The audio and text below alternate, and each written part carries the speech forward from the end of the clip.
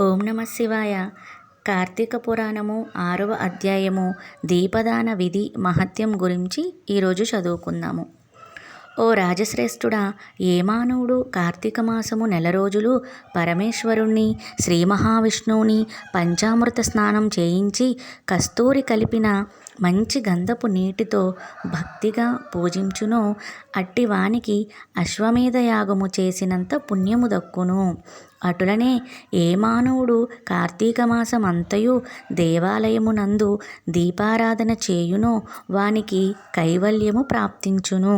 దీపదానం చేయుట ఎటులన పైడి ప్రత్తి తానే స్వయముగా తీసి శుభ్రపరచి ఒత్తులు చేయవలెను.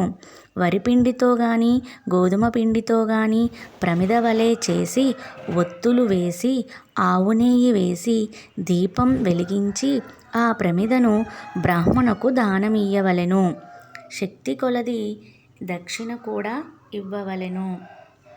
ఈ ప్రకారముగా కార్తీక మాసమందు ప్రతిదినము చేసి ఆఖరి రోజున వెండితో ప్రమిదను చేయించి బంగారముతో ఒత్తిని చేయించి ఆవు నెయ్యి నిండుగా పోసి వెనుక చేసిన ప్రకారముగా గోధుమ పిండితో ప్రమిదను చేసి ఆవు నెయ్యి పోసి దీపం వెలిగించి ఈ నెల రోజులు దానము చేసిన బ్రాహ్మణునికే ఇది కూడా దానమిచ్చిన ఎడల సకలైశ్వర్యములు కలుగుటయే కాక మోక్షప్రాప్తి కలుగును. దీపదానం చేయువారు ఇట్లు వచింపవలెను. శ్లోకము: సర్వజ్ఞానప్రదం దివ్యం సర్వసంపత్సుఖావహం దీపదానం ప్రదాస్యామి శాంతిరస్తు సదా మమ. సర్వజ్ఞానప్రదం దివ్యం సర్వసంపత్సుఖావహం దీపదానం ప్రదాస్యామి శాంతిరస్తు సదా మమ అని స్తోత్రం చేసి దీపదానం చేయవలెను. దీని అర్థం ఏమనగా, అన్ని విధముల జ్ఞానం కలుగచేయునది, సకల సంపదలు ఇచ్చునది అనగా ఈ దీపదానము చేయుచున్నాను, నాకు శాంతి కలుగుగాక అని అర్థము. ఈ విధముగా దీపదానము చేసిన తరువాత బ్రాహ్మణ సమారాధన చేయవలెను. శక్తి లేని ఎడల 10 మంది బ్రాహ్మణులకైనను భోజనమిడి దక్షిణ తాంబూలములు ఇవ్వవలెను. ఈ విధంగా పురుషులు గాని స్త్రీలు గాని ఏ ఒక్కరు చేసినను సిరి సంపదలు, విద్యాభివృద్ధి, ఆయుర్వృద్ధి కలిగి సుఖింతురు. దీనిని గురించి ఒక ఇతిహాసం కలదు, దానిని వివరించుదును ఆలకింపుము అని వశిష్ఠుడు జనకునితో ఇట్లు చెప్పసాగెను.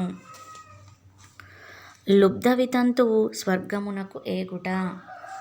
పూర్వకాలమున ద్రవిడ దేశమందొక గ్రామమున ఒక స్త్రీ కలదు. ఆమెకు పెండ్లి అయిన కొద్ది కాలమునకే భర్త చనిపోయెను.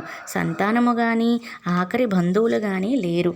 అందుచే ఆమె ఇతరుల ఇండ్లలో దాసి పని చేయుచు అక్కడనే భుజించుచు ఒకవేళ వారి సంతోషము కొలది ఏమైనా వస్తువులు ఇచ్చిన ఎడల ఆ వస్తువులను ఇతరులకు హెచ్చు ధరకు అమ్ముకొనుచు ఆ విధంగా తన వద్ద పోగైన సొమ్మును వడ్డీలకు ఇచ్చి మరింత డబ్బును కూడబెట్టుకొనుచు దొంగలు దొంగిలించి తీసుకువచ్చిన వస్తువులను తక్కువ ధరకు కొని ఇతరులకు ఎక్కువ ధరకు అమ్ముకొనుచు సొమ్ము కూడబెట్టుకొనుచుండెను.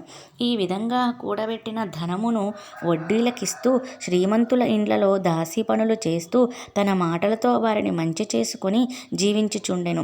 ఎంత సంపాదించిననేమి ఆమె ఒక్క దినమును కూడా ఉపవాసము గాని దేవుణ్ణి మనసారా ధ్యానించుడు గాని చేసి ఎరుగదు. పైగా వ్రతములు చేసేవారిని, తీర్థయాత్రలకు వెళ్ళేవారిని చూచి అపహేళన చేసి ఏ ఒక్క భిక్షగానికి గాని పిడికెడు బియ్యము పెట్టక తాను తినక ధనమును కూడబెట్టుచుండెడిది. అటుల కొంతకాలము జరిగెను. ఒక రోజున ఒక బ్రాహ్మణుడు శ్రీరంగములోని శ్రీరంగ నాయకులను సేవించుటకు బయలుదేరి మార్గమధ్యమమున ఈ స్త్రీయున్న గ్రామమునకు వచ్చి ఆ దినమున అక్కడొక సత్రములో మజిలీ చేసెను.